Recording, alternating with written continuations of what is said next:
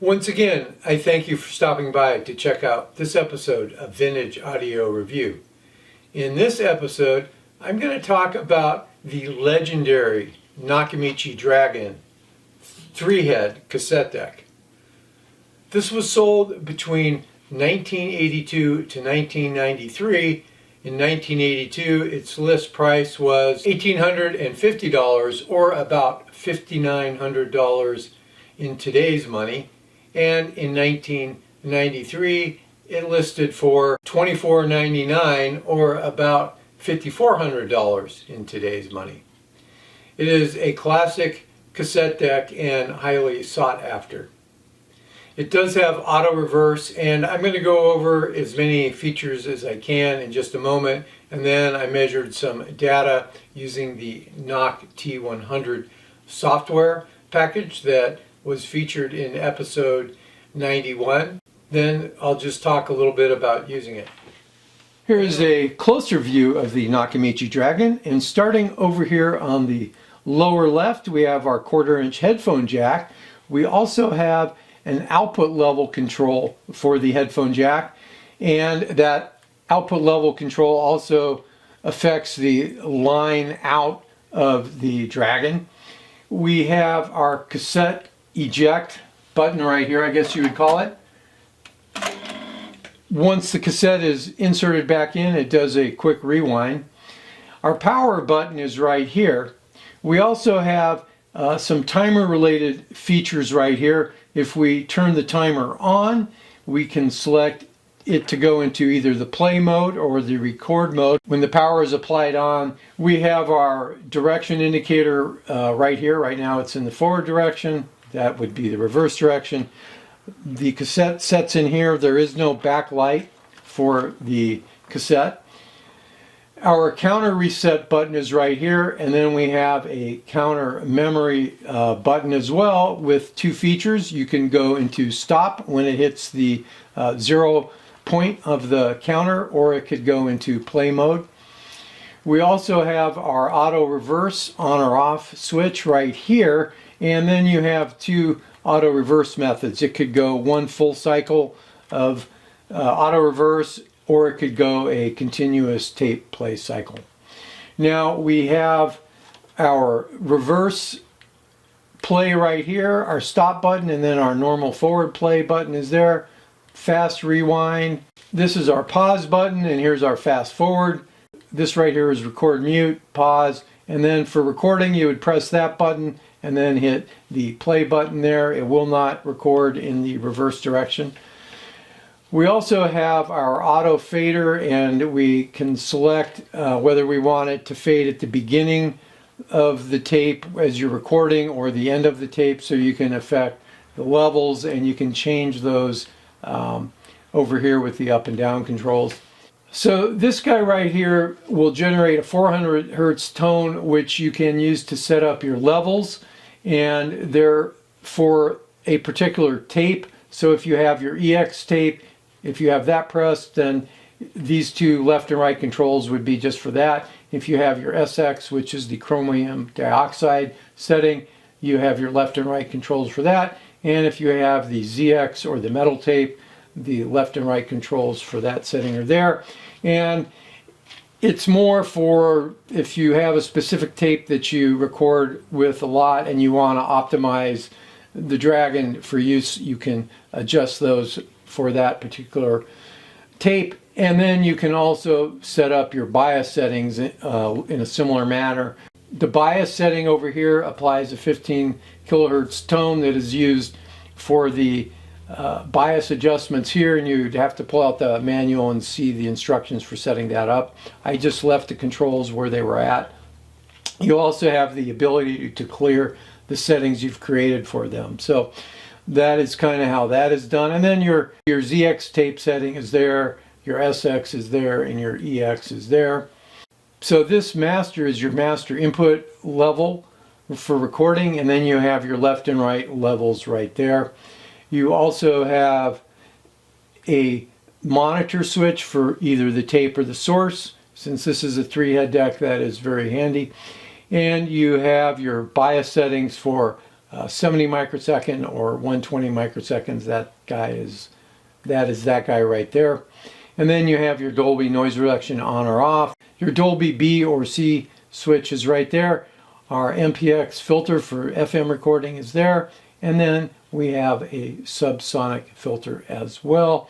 And we have an auto record pause function. So if after 10 seconds of not having any signal going in and you're recording, this will pause. So the back of the Dragon is pretty much just your line in and your line out RCA jacks, which are gold plated. It does have a connection for a wired remote control for this deck, and there is also another connection that would be used for their black box series, which allows microphone mixing for the tape deck. Also, as far as the sound of the deck or how fast it is, let me go ahead and hit fast forward.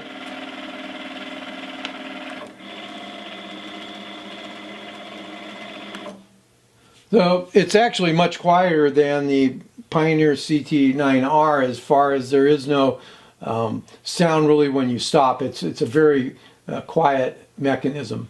One other little difference I noticed about the Dragon, that you have to tell it which tape you're on, whether you're on a chromium dioxide or a normal tape or you're on a metal tape.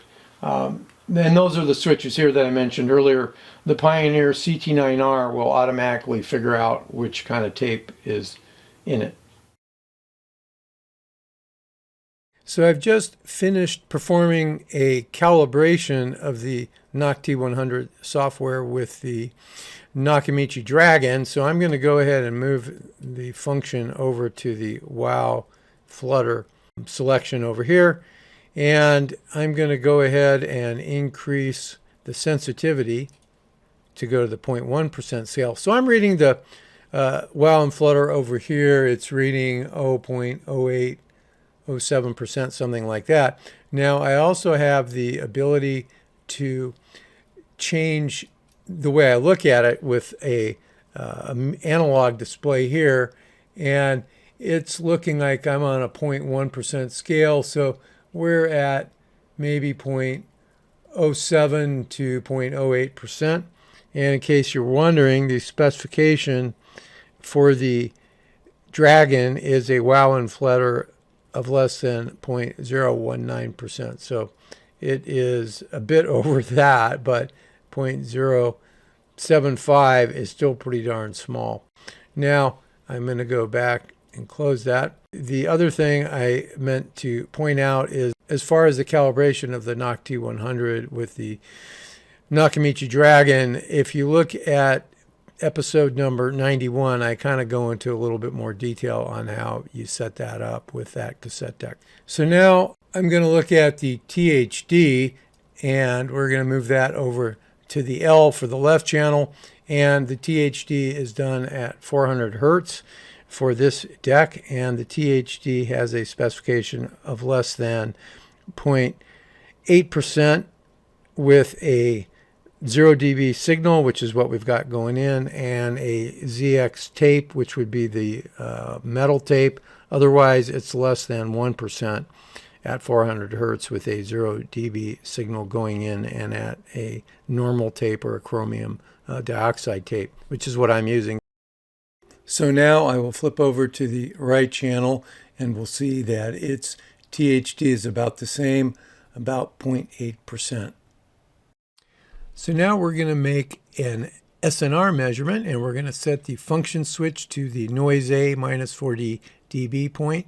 And this guy right here is minus 20 dB, so we want to make sure that we move the slider down to minus 20 dB. So this 0 point would be minus 20 dB plus minus 40 dB, so that's really minus 60 dB down.